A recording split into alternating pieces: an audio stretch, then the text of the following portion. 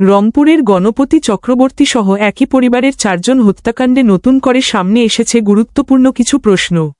পুলিশের দেওয়া বক্তব্য নিয়ে পুরোপুরি সন্তুষ্ট নন নিহতের ভাই ও মামলার বাদী গোপীনাথ চক্রবর্তী।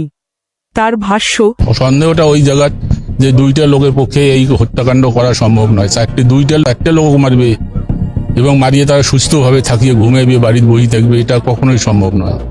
হাত পাও কাটবে একটা মানুষ খুন করা চারটিখানি কথা নয়। এর পিছনে বড় শক্তি আছে, অলক্ষ্যে আড়ালে।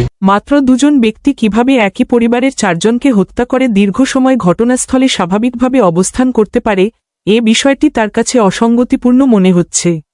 তাই এই হত্যাকাণ্ডের সঙ্গে আরও কেউ জড়িত কিনা সেটিও তদন্তের আওতায় আনার দাবি জানিয়েছেন তিনি। গোপীনাথের দাবি, তার ভাইয়ের সঙ্গে কারো বড় ধরনের বিরোধের কথা তিনি জানতেন না। তাহলে কী কারণে পুরো পরিবারকে এমন নির্মম হত্যার শিকার হতে হল, এখন সেটিই সবচেয়ে বড় প্রশ্ন। এর আগে রংপুরের মাচুয়াপাড়ায় গণপতি চক্রবর্তী, তার স্ত্রী ও 2 সন্তানের মরদেহ উদ্ধার করা হয়। পরে আইনশৃঙ্খলা বাহিনী 2 জনকে গ্রেপ্তার করে এবং তাদের সম্পৃক্ততার বিষয়ে তথ্য জানায়। তবে নিহতের পরিবারের পক্ষ থেকে উঠছে আরও তদন্তের দাবি।